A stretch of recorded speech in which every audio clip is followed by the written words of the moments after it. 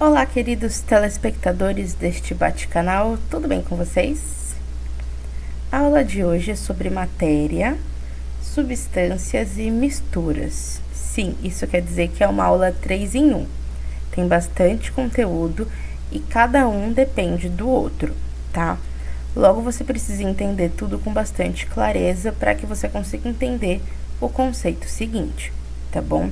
Pega o caderno para fazer umas anotações e não se perder. Beleza? Bora lá! Antes de qualquer coisa, a gente precisa relembrar o que é matéria e o que é energia, tá? A energia ela não é importante nesse momento, mas ela vai ajudar a gente a entender o que é a matéria. Então, a gente chama de matéria tudo que tem massa e ocupa um espaço no universo, certo? Além disso, a gente consegue tocá-la na maior parte do tempo. Então, tudo à nossa volta é formado por matéria. Matéria é um nome dado pela ciência. Na inglês, ela é chamada de matter. Ou seja, eu, você, o seu computador, o seu chinelo, a água que você bebe, absolutamente tudo à sua volta que você consegue tocar e que ocupa um espaço, né, no universo é matéria, tá? Até aí, beleza, né? E aí toda essa matéria tem uma capacidade de energia, uma capacidade energética. Algumas têm mais e outras têm menos. Por exemplo, você concorda comigo que um copo de água é matéria, certo? E um copo de açúcar também é matéria, né? Ambos têm energia, tanto o copo de água tem energia quanto o copo de açúcar. Mas você há de concordar comigo que tem muito mais energia no copo de açúcar, né? Se você beber um copo d'água e comer um copo de açúcar, qual vai te deixar mais energético? Com certeza é o copo de açúcar, né? Esse é um conceito que vocês vão ver lá no 8º ano, mas comentar sobre ele nesse momento ajuda a entender mais ou menos que tudo é matéria, mas cada material tem características diferentes, né? Então, tanto a água quanto o açúcar são matéria, mas eles são diferentes, né? E a gente vai falar um pouco sobre essas diferenças nessa aula. Seguimos então. Pensando nessas características, a gente tem as chamadas propriedades dos materiais, né? Que vocês já sabem um pouquinho sobre isso. Elas são divididas em 2 grupos que vocês já conhecem, né? Então, as propriedades gerais, que são comuns a todos os materiais, e as propriedades específicas, que são aquelas que nos permitem diferenciar um material do outro. Aqui nesse mapa mental a gente tem um resuminho de tudo isso então. Então, beleza, começamos com a matéria, então em propriedades gerais e propriedades específicas.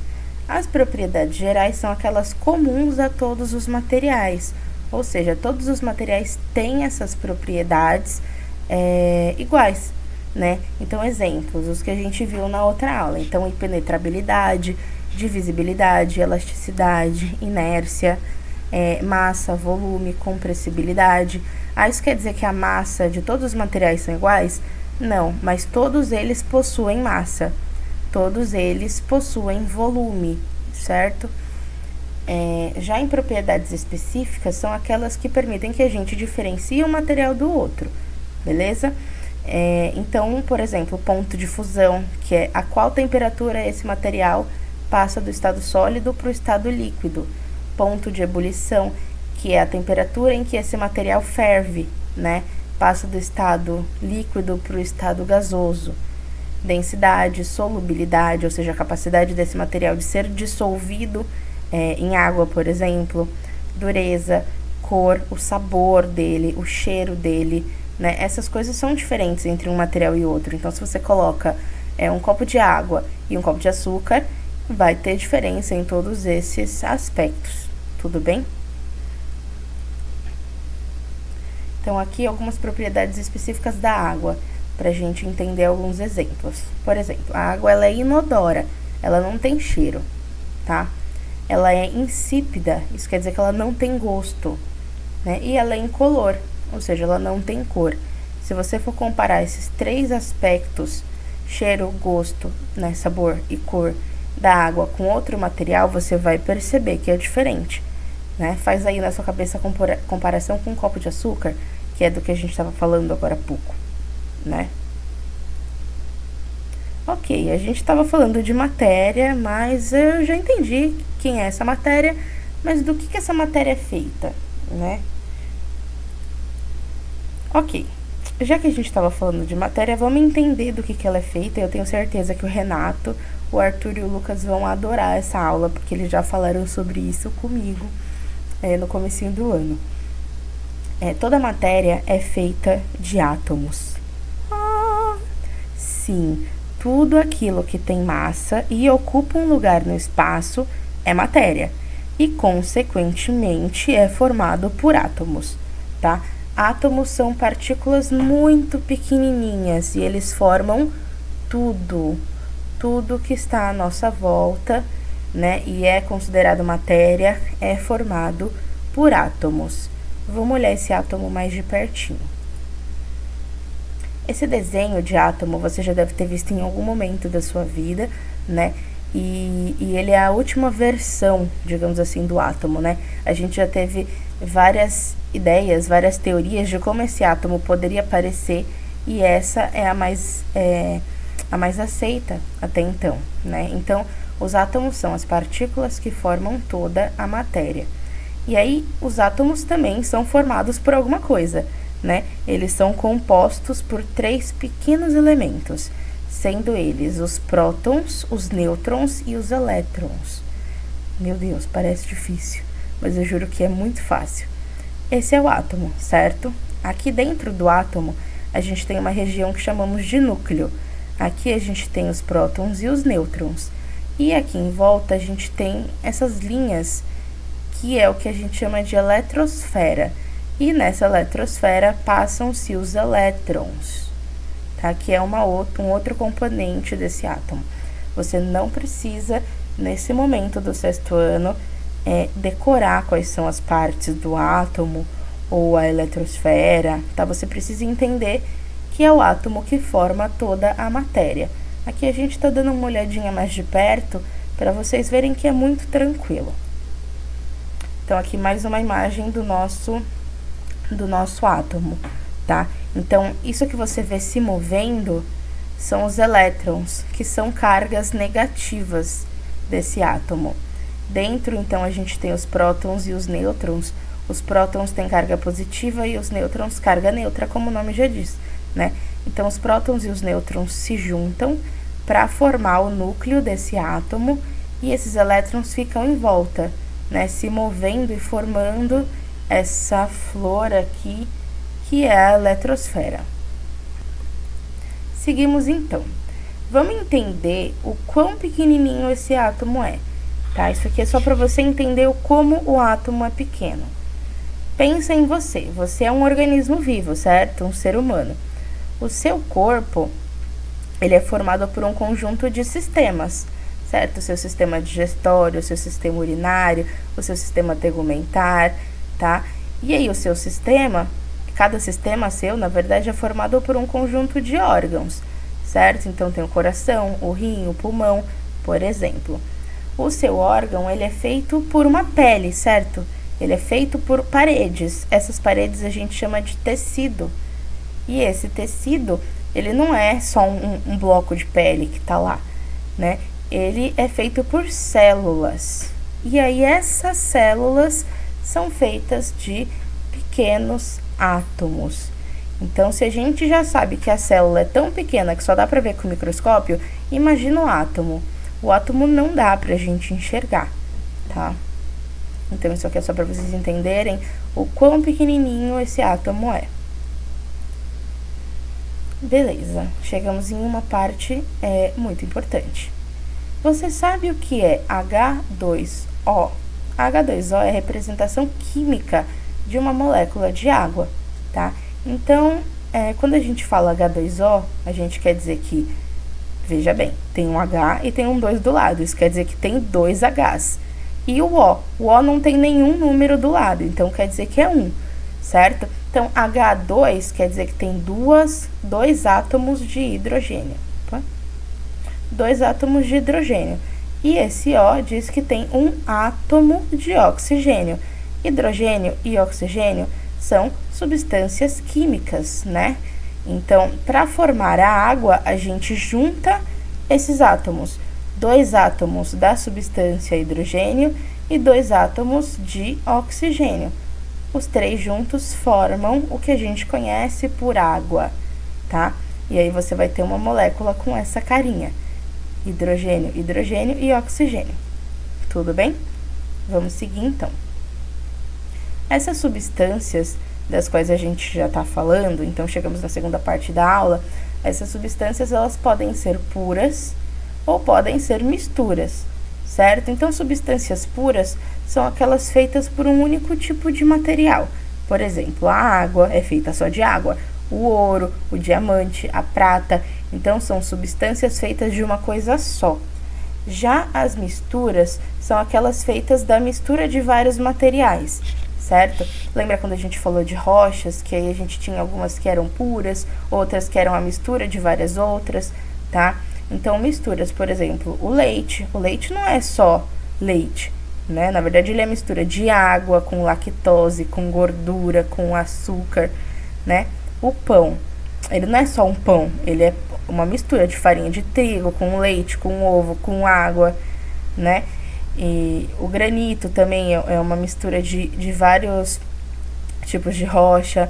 O solo, que no solo a gente vai ter vários tipos de rocha também misturado com matéria orgânica, com xixi de minhoca, com bichinhos, enfim. O cimento e o vidro também são misturas de várias outras substâncias, tudo bem? Então, a gente tem essas duas classificações. Ou uma substância vai ser pura, ou ela vai ser uma mistura de outras. Então, vamos pensar num bolo. Você já preparou um bolo? Para fazer um bolo, a gente precisa de ovos, leite, fermento, manteiga e farinha, pelo menos, né? Esses são ingredientes básicos. Você concorda comigo que o leite não é uma substância pura, né? Porque eu falei no slide anterior que ele tem água, tem gordura, tem açúcar, enfim, várias coisas para formar o que a gente conhece como leite, né? O ovo também não é algo puro, apesar de ser só ovo. Dentro dele a gente vai ter gordura, a gente vai ter proteína, né? O fermento e a manteiga também não. A manteiga, por exemplo, tem leite, tem gordura, tem água, né? A farinha também. Enfim, tudo isso aqui é a mistura de vários componentes. E o nosso bolo também é uma mistura, certo? Beleza, entendemos isso. Podemos seguir para o próximo conceito. Quando a gente fala de mistura, né? A mistura nada mais é do que porções de matéria que estão unidas, mas sem mudar a sua estrutura particular de cada uma. Ou seja, quando eu misturo ovo, leite, manteiga, farinha, tudo que eu preciso para fazer um bolo, isso não quer dizer que eu transformei o ovo, leite, farinha em uma outra coisa. Continua sendo ovo, leite, farinha, etc. Porém, todos eles unidos, quando colocados ao forno, se tornam o bolo, tá? Então, a gente diz que as misturas, elas podem ser homogêneas ou heterogêneas.